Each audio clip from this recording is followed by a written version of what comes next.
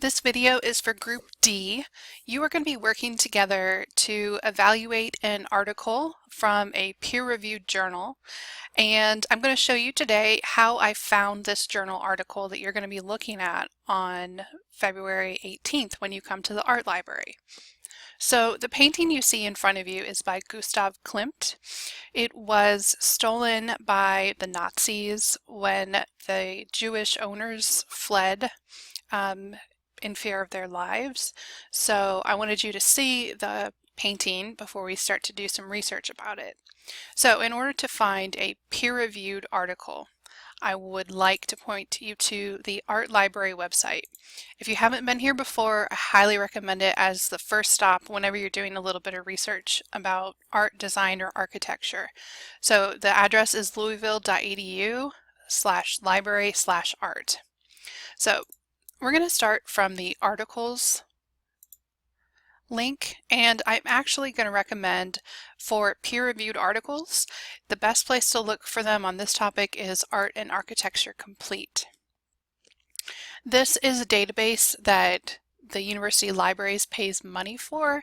It's a product, you can't go shopping for it on the shelves of a grocery store, but it is something that we've bought with money from the university's tuition money. So use this while you're here at U of L. So I'm going to search for Adele Bloch-Bauer, the title and the subject, and I want to make sure I'm only going to get those peer-reviewed articles. So down here on the left, I check off peer review. So that means that there are only two things that mention her name, and I'm actually really interested if there's anything about how they were stolen, like what was actually happening. Did someone walk into the house and take them? Okay, so if I type Adele Bloch-Bauer and stolen, there are no peer review articles in this Art and Architecture Complete database. So I'm going to actually clear this and show you a different way.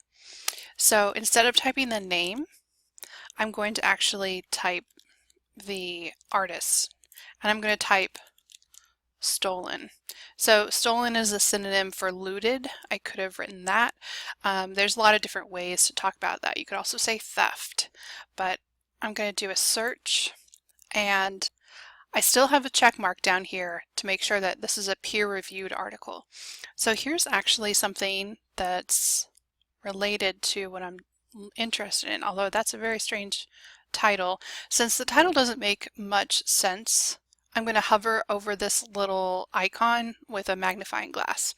And this is a really great way to read an abstract. It's about 3 sentences, and it's telling you about, okay, actually it's about the lawsuit. That's really interesting to me. So I might actually want to get this article. So here's the PDF full text. Full text is just a library term, meaning that you can actually read this article on your computer without having to go further and track it down, say, in a library or in another database as it's cross-listed. So here's actually a scan of this article. I'm going to actually keep track of this article and have printouts for your entire group. You don't have to read it before you come, but you are going to be working with it in your group. You're going to be thinking about it in terms of bias, how it was written, and whether the authors had certain agendas or assumptions that they made while they were writing it. You're going to be looking at the evidence that they're citing to back up their claims. You're also going to be reviewing it for the date and seeing if that impacts the authority of the source, and then finally the platform, talking a little bit more about a peer-reviewed journal and what that means for everything.